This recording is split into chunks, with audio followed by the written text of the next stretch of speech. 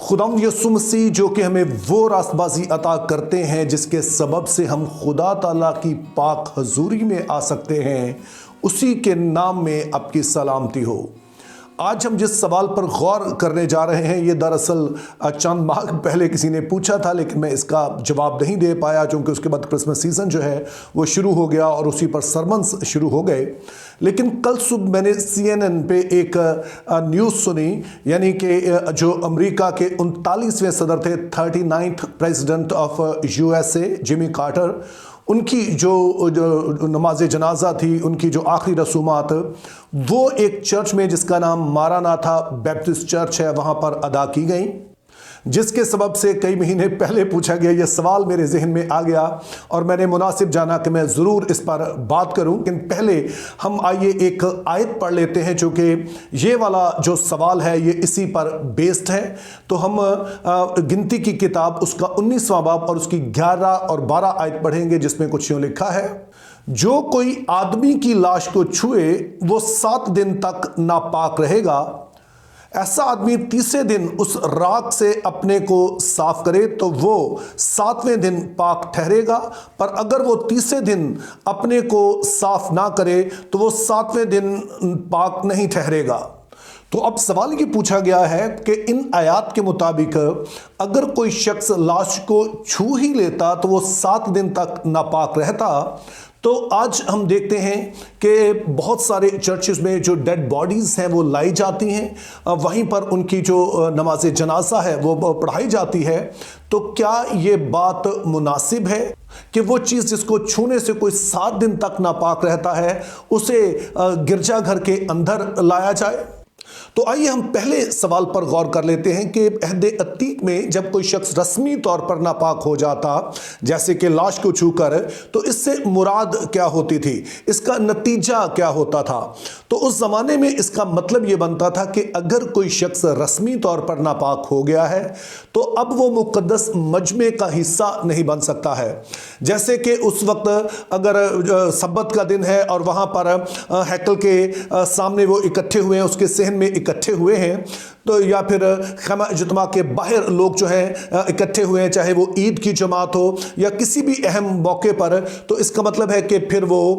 इस वाली जमात का हिस्सा नहीं बन सकता है। दूसरे लफ्ज़ों में वो खुदा की हजूरी में नहीं आ सकता है। तो जब हम इस बात को समझते हैं तो ये बात और भी हमें ख़तरनाक मालूम होती है कि वो चीज़ जिसके बारे में कहा गया कि उसको छूने से ही कोई शख्स ऐसा नापाक हो जाता कि वो जो इबादत है उसमें शरीक नहीं हो सकता था, उस मुक़द्दस मजमे का हिस्सा नहीं बन सकता था। तो किस तरह से फिर ऐसी चीज़ को चर्च बिल्डिंग के अंदर लाया जा सकता है? तो इस बात को हम बेहतर तौर पर और भी समझ सकेंगे अगर हम पाक नापाक का जो अहद अतीक में असूल है और जो नए अहदनामा में असूल है उसको समझ लेते हैं। तो आइए इस बात को बेहतर तौर पर समझने के लिए हम आज का पहला हवाला जो पढ़ेंगे वो गलतियों के नाम पौलुस रसूल का खत, उसका 3रा बाब है और उसकी 23 और 24 आयत है, जिसमें कुछ यूँ लिखा है, ईमान के आने से पेशतर शरीयत की माताहती में हमारी निगहबानी होती थी और उस ईमान के आने तक जो जाहिर होने वाला था हम उसी के पाबंद रहे। बस शरीयत मसीह तक पहुंचाने को हमारा उस्ताद बनी ताकि हम ईमान के सबब से रासबाज ठहरे, मगर जब ईमान आ चुका तो हम उस उस्ताद के माताहत ना रहे। जब आप इस पूरे खत को पढ़ते हैं तो इसमें एक ही इश्यू पर बात की गई है कि जो नए अहद के ईमानदार हैं, जो मसीही हैं, वो किस हद तक मूसवी शरीयत के पाबंद हैं। क्या उन्हें भी उसी तरह से सब कुछ मानना चाहिए? ख़ास तौर पर वो सारी जो रसूमाती शरीयत है उसको भी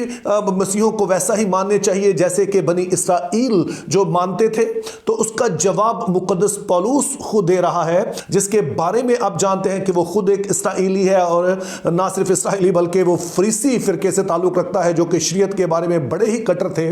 तो वो इस चीज़ को कहता है कि जो मसीही हैं वो मूसवी शरीयत और ख़ास तौर पर जो उसमें रसूमाती शरीयत है उसके मातहत नहीं है, और उसकी वो एक बुनियादी वजह बताता है। उसका कहना है कि अगरचे के बनी इसराइल भी खुदा के लोग थे और जो मसीही हैं या नए अहद के जो ईमानदार हैं वो भी खुदा के लोग हैं, लेकिन दोनों में एक बुनियादी फ़र्क है। और वो फ़र्क ये है कि बनी इसराइल जो थे उनकी हैसियत जो थी छोटे बच्चों की सी थी, जैसे कि कोई एक स्कूल गोइंग बच्चा होता है उसकी सी है, जबकि जो नए अहद के ईमानदार हैं उनकी हैसियत जो है वो बालिग लोगों की है, बालिग जो ईमानदार हैं उनकी सी है। और जैसा कि आप बखूबी जानते होंगे कि जब कोई बच्चा होता है तो वो जो बड़े पेचीदा मामलात हैं उनको नहीं समझ पाता है, जो कॉम्प्लेक्स किस्म के आइडियाज़ हैं वो नहीं समझ पाता है। तो किस तरह से स्कूल में तालीम दी जाती है कि पहले ABC से शुरू किया जाता है और उस ABC भी इस तरह से सिखाई जाती है कि वहाँ पर कुछ तस्वीरें बनी होती हैं, जैसे A फॉर एप्पल है, B फॉर बैट और इस तरह से सारा। तो इन तस्वीरों के जरिए से उन्हें बुनियादी असूल सिखाए जाते हैं। और फिर जैसे जैसे ये बच्चा अपनी तालीम और तरबियत में बढ़ता है और अपनी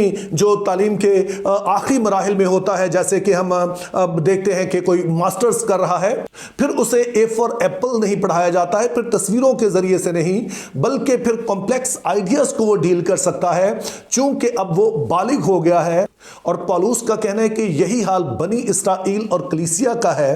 कि बनी इसराइल को तो ABC सिखाई गई, उनको तस्वीरों के जरिए से कुछ चीजें सिखाई गई, लेकिन जब मसीह आ गया तो अब हम बच्चे नहीं रहे हैं, अब हम मसीह में बालिग हो गए हैं और अब हम उन कॉम्प्लेक्स आइडियाज को समझ सकते हैं जो दरअसल खुदा उन रसूमात के जरिए से सिखाना चाह रहा था, और उन्हीं में पाक और नापाक की तालीम भी है। तो इसका मतलब फिर यह बनता है कि जब खुदा ताला ने बनी इसराइल को मिस्र से निकाला तो वो इस वाले तस्वुर से बिल्कुल नाबलद थे, इससे वो बिल्कुल नावाकिफ थे कि पाक और नापाक का जो तस्वुर है वो क्या है, क्योंकि वो मिस्र में ही रहे थे और उनके लिए वो मिस्री देवताओं के जो असूल कायदे थे वही वो जानते थे। लेकिन अब खुदा इन रसूमात के जरिए से एक उनके अंदर एहसास पैदा कर रहा है कि खुदा पाक है और इंसान अगर उसके पास आना चाहता है तो उसके लिए भी ज़रूरी है कि वो पाक हो, और वो अगर किसी तरह से नापाक होता है तो वो उसकी हजूरी में आ नहीं सकता है। और ये बातें खुदा ने उन्हें रसूमात के ज़रिए से सिखाई, जिस्मानी बातों के ज़रिए से सिखाई, ताकि इन जिस्मानी बातों के ज़रिए से वो इस बात को समझ सकें, इस बात का एहसास उनके अंदर पैदा हो सके बाहसियत कौम के खुदा जिसके पास वो जा रहे हैं पाक है, और उसी खास हालत में ही अगर आप हो, उस पाक हालत में ही हो, तो फिर ही आप उसके पास जो है वो जा सकते हैं। और फिर दूसरा नुक्ता जो हमने समझना है वो इब्रानियों 9 बाब उसकी 13 और 14 आयत में बताया गया है, और यहां पर दरअसल जो इब्रानियों का मुसन्निफ है वो इसी टॉपिक को जारी रखता है, इसी बात को और बेहतर तौर पर हमें समझने में मदद देता है। तो आइए हम इसे पढ़ लेते हैं, जिसमें लिखा है,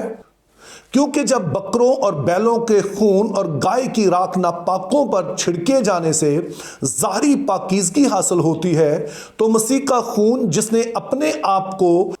अज़ली रूह के वसीले से खुदा के सामने बेअब कुर्बान कर दिया, तुम्हारे दिलों को मुर्दा कामों से क्यों ना पाक करेगा, ताकि जिंदा खुदा की इबादत करें। तो अब इन आयात को बेहतर तौर पर समझने के लिए पहली चीज़ ज़हन में रखिए कि इस वाले ख़त का नाम इब्रानियों इसलिए है चूँकि ये यहूदियों को लिखा गया, यानी उन यहूदियों को जो मसीह पर ईमान ला चुके थे, लेकिन बाद में जब कुछ मुसीबतें आना शुरू हुई कलीसिया पर तो वो कुछ डामाडोल हो गए और वो मसीह का इनकार करना चाहते थे, और उनको मजबूत करने के लिए ये ख़त लिखा गया और बताया गया कि किस तरह मसीह में आकर उन्हें हकीकी बरक़ात हासिल होती हैं जिनका अहद अतीक में वादा किया गया है, और उन्हीं में से एक यहाँ पर जो बात की गई है वो भी है। दूसरी बात ज़हन में रहे कि इस वीडियो के शुरू में हम कहा कि अगर कोई शख्स रस्मी तौर पर नापाक हो जाता तो इसका मतलब होता था कि वो उस जमात का, वो उस मजमे का हिस्सा नहीं बन सकता था जो कि खुदा की इबादत के लिए खेमा इज्तिमा के सामने जमा हुई है। और फिर तीसरी बात इस वाले हवाले में यह बताई गई है कि अहद अतीक में अगर किसी शख्स ने पाक होना होता था तो उसके लिए किया यह जाता था कि बकरे की या बछड़े की कुर्बानी की जाती, और फिर उस पर वो पानी छिड़का जाता जिसमें सुर्ख बछिया की राख मिली होती थी। तो इस तरह से उन्हें रस्मी नापाकी से रस्मी ज़ाहरी पाकीज़गी हासिल हो जाती थी, जिसका नतीजा यह होता था कि वो उस इबादत में शरीक हो सकते थे।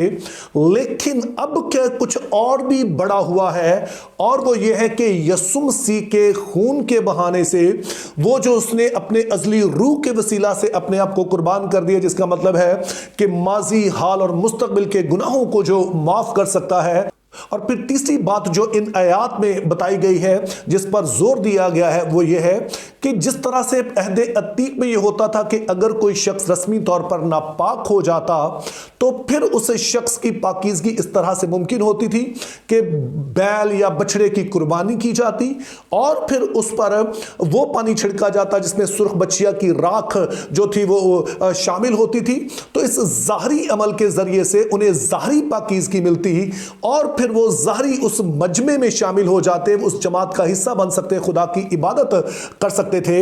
लेकिन अब जब आप नए अहद में आ गए हैं तो यहां पर किसी बैल की, बछड़े की उस राख किसी पर नहीं छिड़की जाती है, बल्कि अब यीशु मसीह का जो खून है जिसने अपने आप को अज़ली रूह के वसीले से कुर्बान कर दिया, जिसका मतलब यह है कि माजी, हाल, मुस्तकबिल के गुनाह जिसके सबब से माफ हो जाते हैं। तो अब सिर्फ हमें जिस्मानी पाकीज़गी नहीं मिल रही है, बल्कि हमें हकीकी पाकीज़गी मिल रही है, जिसके सबब से हमें यह दिलेरी है कि हम खुदा के हुजूर में आ सकें। और दरअसल जब आप इस पैसेज को पढ़ते चले जाते हैं और इस पूरे पैसेज का एक जो कंक्लूजन होता है वो 10वें बाब की 19वीं आयत है।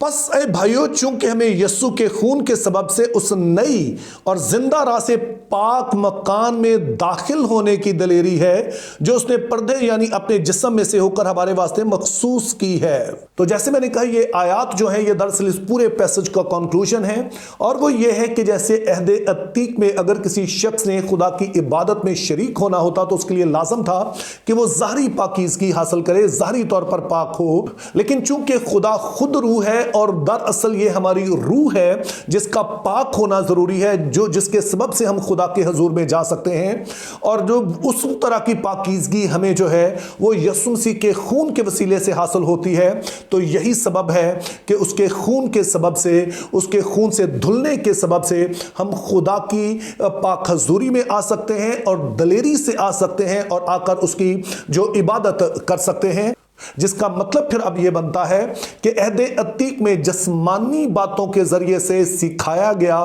कि खुदा पाक है और खुदा के हुजूर में आने के लिए हमारा पाक होना जरूरी है, और पाक का मतलब समझाने के लिए रसूमाती शरीयत मुतारिफ करवाई गई, जिस्मानी बातों के जरिए से सिखाया गया। लेकिन नए अहद में हम देखते हैं कि जो हकीकी पाकीज़गी चाहिए, वो जो हमारी बातनी पाकीज़गी चाहिए, वो हमें मिलती है यीशु मसीह के खून के सबब से, और उसी सबब से हम उसके हुजूर में आ सकते हैं। और दरअसल यीशु मसीह ने इसका डेमो करके दिखाया। तो सबसे पहले तो मुर्दे ही की बात कर लीजिए। हमने पढ़ा कि अगर कोई शख्स किसी मुर्दे को छू देता तो वो 7 दिन तक नापाक रहता, लेकिन यीशु मसीह जो कि मुजस्सम खुदा हैं, उन्होंने खुद मुर्दों को छू कर, जैसे कि वो 12 साल की लड़की, यीशु मसीह ने उसका हाथ पकड़कर उसे उठाया और कहा, ऐ लड़की मैं तुझसे कहता हूं उठ,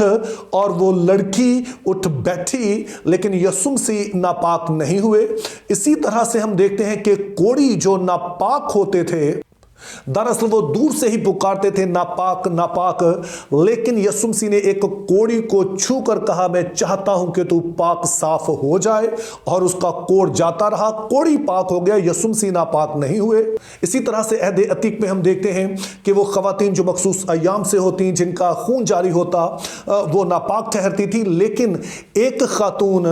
जिसके 12 बरस से खून जारी था, जब उसने यीशु मसीह को छुआ तो यीशु मसीह नापाक नहीं हुए, वो खातून जो है वो पाक हो गई। और यीशु मसीह इन सब को बगैर छुए भी शिफा दे सकते थे, ये दूर से ही शिफा पा सकते थे। लेकिन मेरा मानना है कि यीशु मसीह ने जानबूझकर ऐसा किया क्योंकि वो हमें सिखाने आए हैं कि हकीकी पाकीज़गी क्या होती है। उन्होंने दरअसल कहा कि तुम्हारी रासबाजी फकियों और फीसियों से ज्यादा होनी चाहिए, यानी कि वो सिर्फ ज़ाहिरी बातों का ख्याल करते हैं, तुम्हारा अंदर से पाक होना जरूरी है। तो इस तरह से हम देखते हैं कि अहदे अतीक में जो रसूमाती शरीयत थी, उसका बुनियादी मकसद एक सेंस पैदा करना था कि खुदा पाक है, और कोई भी शख्स जो खुदा के पास आना चाहता है उसका पाक होना ज़रूरी है। और इसको जिस्मानी बातों के ज़रिए से सिखाया गया, इसको तस्वीरों के ज़रिए से, जैसे कि बच्चों को तस्वीरों के ज़रिए से सिखाया जाता है, तो इसी तरह से खुदा ने भी बनी इसराइल को इन चीज़ों से सिखाया। लेकिन यीशु मसीह ने आके बताया कि हकीकी पाकीज़गी क्या है और वो कैसे हासिल होती है, और जब वो हासिल होगी तो ये जिस्मानी बातें जो है इनके कोई माने नहीं रहते हैं।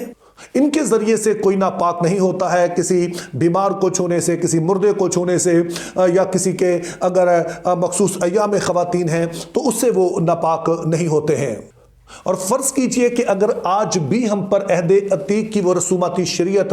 लागू होती तो चर्चिज़ में जो हाज़री है वो शायद आधी होती, चूँकि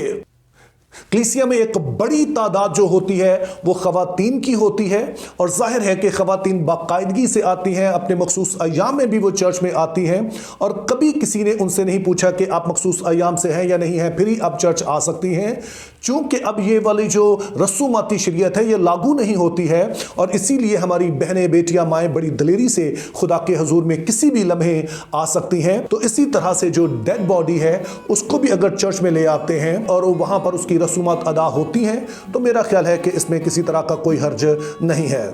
think biblically, live purposefully, have a very good day.